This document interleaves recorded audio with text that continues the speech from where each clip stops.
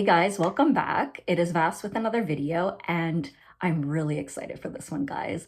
I just finished the first book that I've been reading this year that got me out of this crazy reading slump, and we're gonna get into it right now.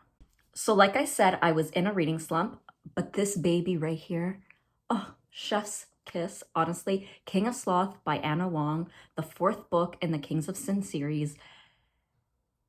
It was perfection. Honestly, I gave it 5 stars. I absolutely loved it. I connected with the characters so well, like on a different level than I ever thought I would, to be honest with you. I actually related to Sloane a lot more than I thought I would.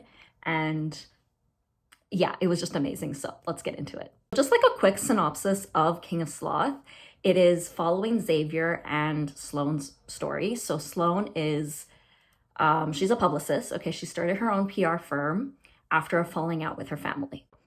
Xavier is a billionaire. He is an heir. He doesn't have a good relationship with his family either. And he just spends his money recklessly. Okay, he's a playboy. He's a partier. He, just like the typical spoiled, rich kid. But he's her client, okay? She is hired by his father many years ago to basically clean up their image, okay, to keep anything that he does out of the tabloids. It follows their story and how they basically go from her hating him because he is one of her most like tiring and exhausting clients because he's always doing nonsense. Okay, so she basically goes from hating him to them actually kind of like becoming friends, to someone that she can open up to, and eventually they start this like 2 month dating trial to see what would happen. And then if it works, great. If not, then they go to, ignoring each other like they did before and just keeping it to a strictly, work relationship. Can I just say that they are actually they're amazing characters, because one thing that Ana Huang is known for is doing the very grumpy, morally gray, billionaire trope, okay? And not in this one. No, no, no, no. This guy, he's like a regular dude. Okay, he's a regular dude with money. Okay, he's not grumpy. He's actually so sweet. It's essentially kind of like a golden retriever black cat combination, and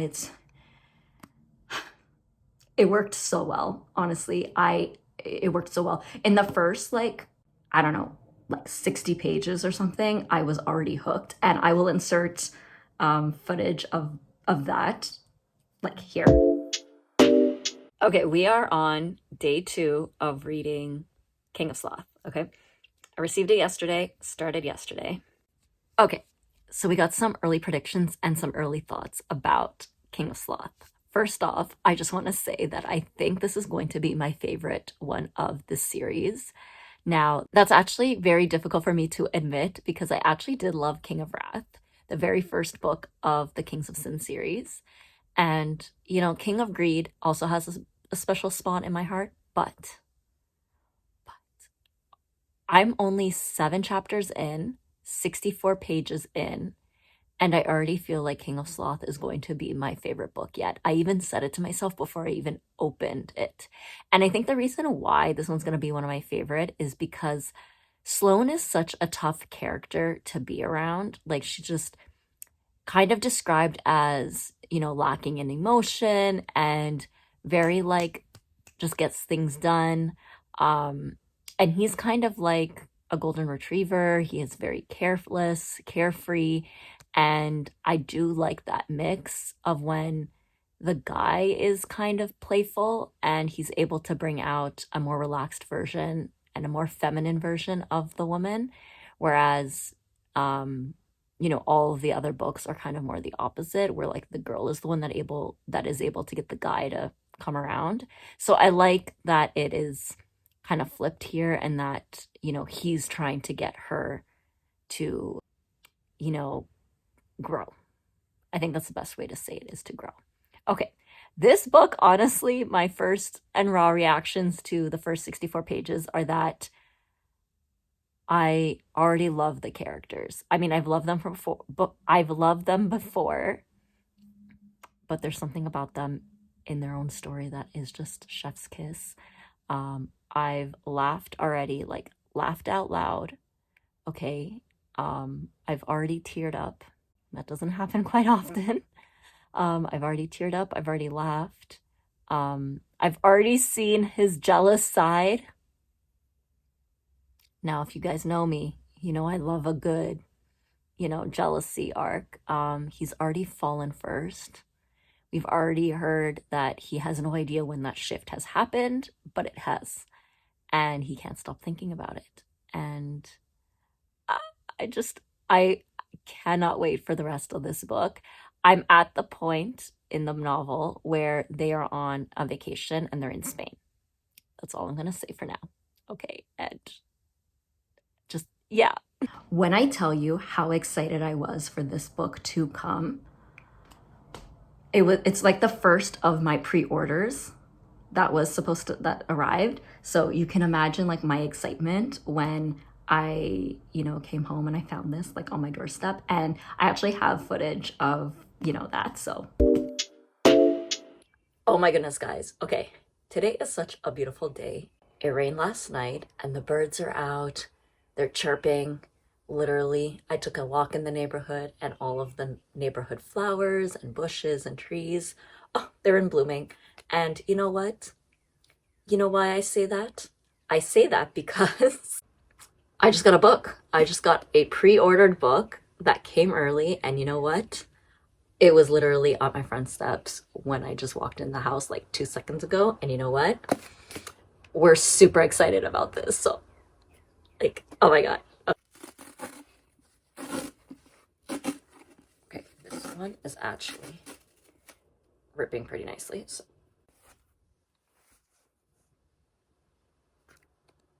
I knew exactly which book this was. But I mean, like, seeing it in person is just a whole other beast. And we all know which one this is. Well, hopefully. Oh my God. Oh my God. King of Sloth by Ana Huang. It is book number 4 in the Kings of Sin series. Guys, she's thick. Like, actually, like, look at, like, she is 400 plus pages. Oh my goodness. Ah! My God, it's so pretty. You know what? I've actually heard such good things about this book already, like through like promotions and through other ARC readers. I am not an ARC reader. Just putting that out there. I am not an ARC reader, but I do follow a lot of, book content, and I've been seeing a lot of not necessarily spoilers, but I've just been seeing a lot of thoughts by people who are a part of her ARC team.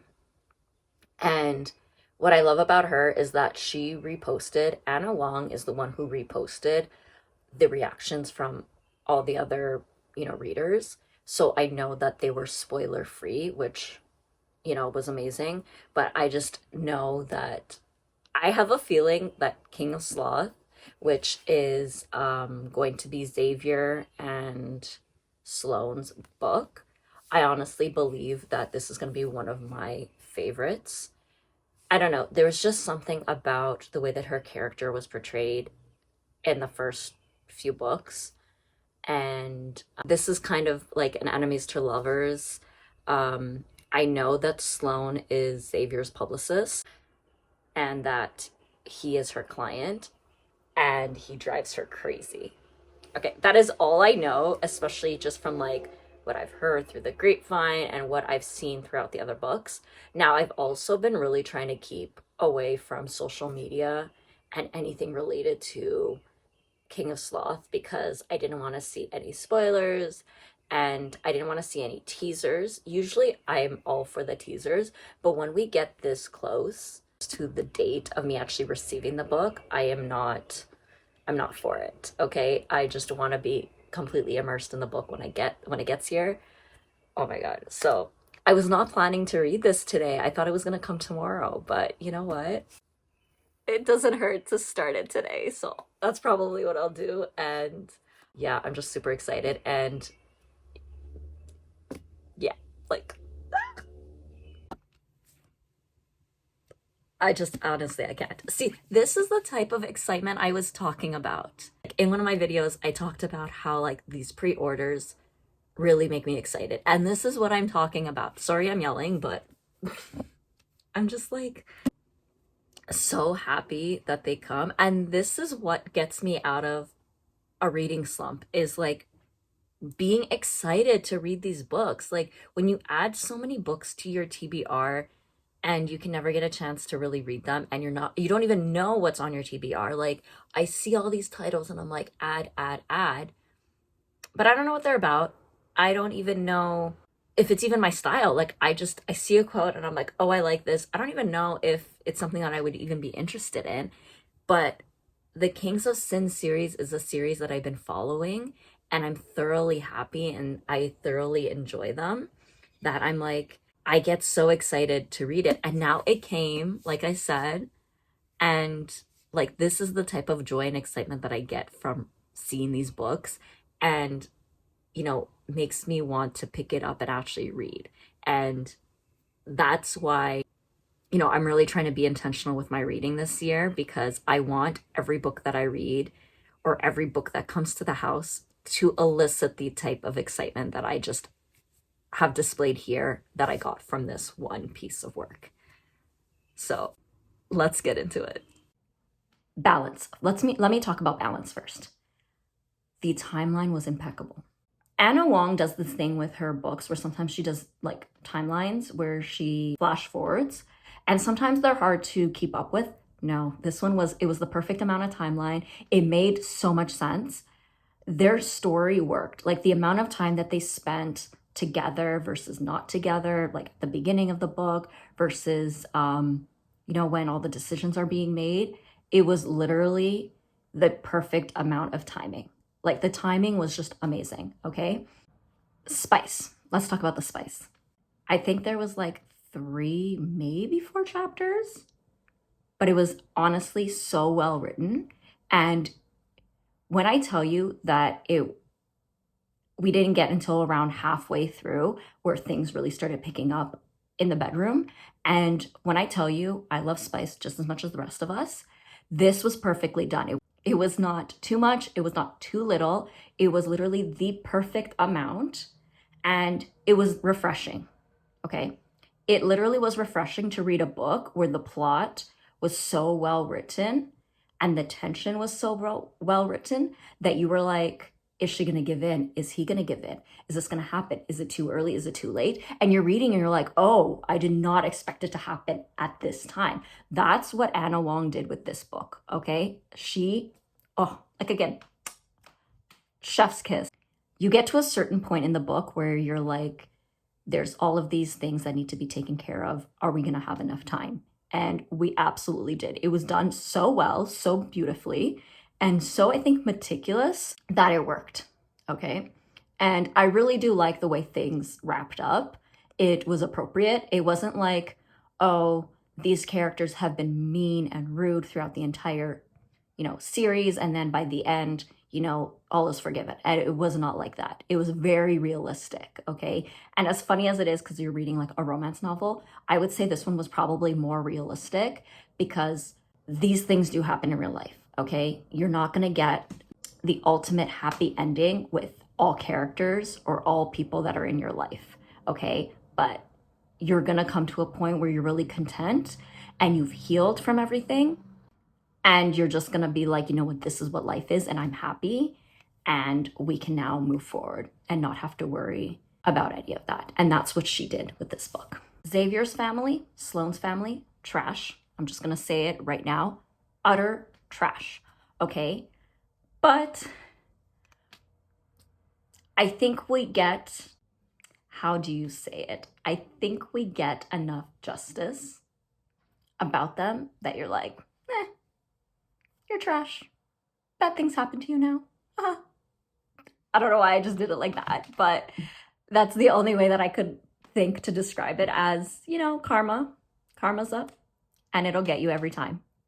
Just leave that right there for you. One of the other things that Ana Huang is amazing at doing. Okay, this is, like I said, is the fourth book in the Kings of Sin series.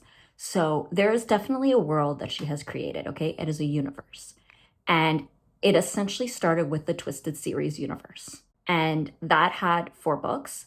And then it grew into the Kings of Sin series, which I believe is going to have 7 books. But this is book 4. And we're at now 8 books in this universe. That's a lot of character development and world building, okay? And she does it amazingly. Like the amount of characters that she's able to incorporate into this magnificent piece of work is amazing, actually. Like it's very impressive, because I would read something and I would see a familiar face and I would know who they are.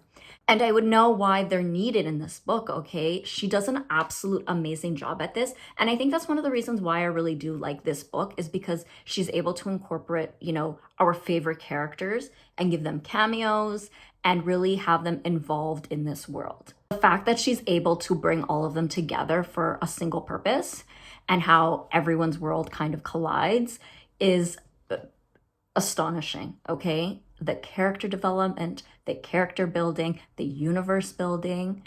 Oh, I really can't wait to see how she is going to incorporate other characters in this, because I don't know how she's going to top it, honestly. I just really like the fact that she brings in characters that we love and we know into, other books, right? Because the Twisted series mostly takes place in DC, but then we have, the Kings of Sin series where it takes place mainly in New York.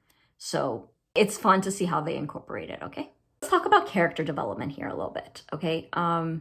Sloane and Xavier have probably some of the best character development that I have seen in all of her books. And I say that because it's not exactly drastic, right? Whereas with Alex or Christian or Dante, they have very drastic character developments because their character starts so low. But with Xavier and with Sloane, they're pretty normal people. They go about their lives. Yeah, they have issues just like everybody else, but their issues are a lot more relatable than all the others, right? And I think that's why I gravitated towards this one, and I actually knew that this was going to be my favorite read, is because Sloane kind of reminded me of myself, in the sense of, how closed off you can be before letting someone in. And, choosing to let the correct person in for yourself really does make all the difference, right? I know from experience what it's like to be closed off to people because you're protecting your peace. You don't want to get hurt again.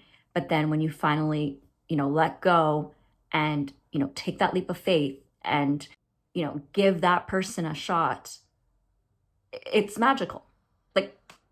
Like there's no other way to describe it other than it's magical and that it's worth it.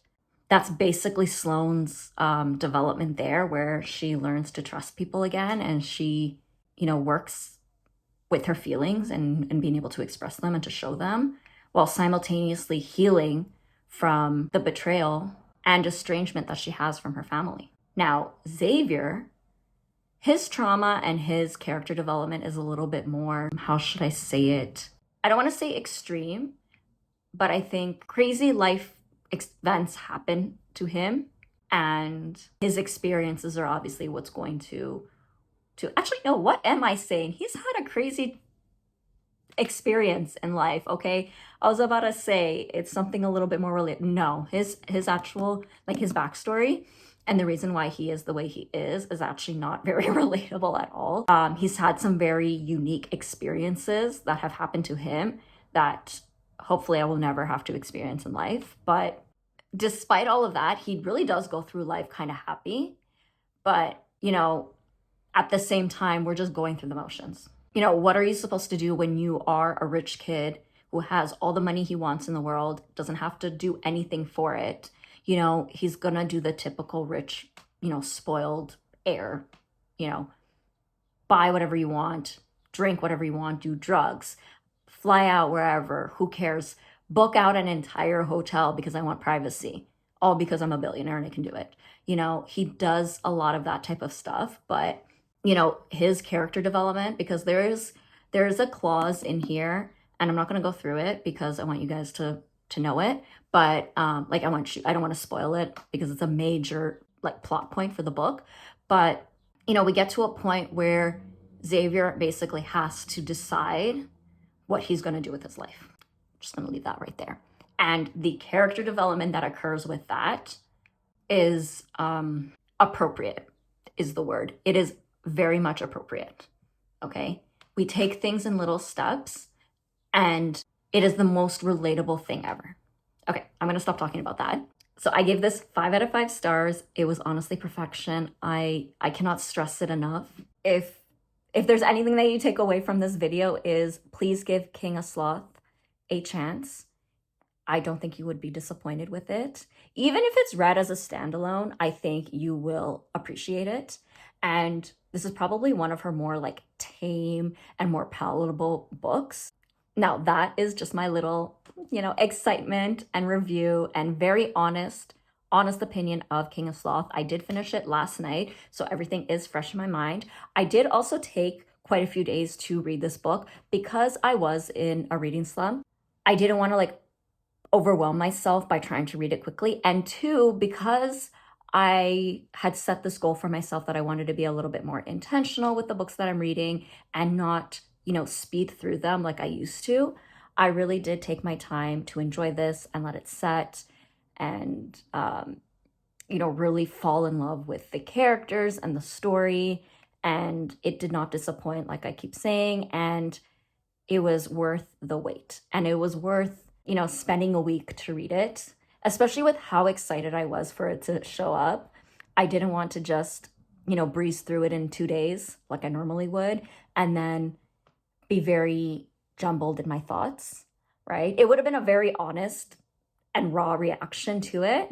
Not that this isn't, of course this is, but like I said, I've had a little bit of time to sit with it in between, you know, days that I picked up the book. But it hooked me from the very beginning. When I tell you I was, you know, crying, laughing, really relating to everybody and just really, you know, wanting to know where the story went next. And that was just in the first like 8 chapters. So you can imagine how well written this book was. Okay. So like I said, that's enough babbling from me. Go ahead, read it. It's such a good book. I'm encouraging you guys to read it. And this is an honest and raw reaction to this.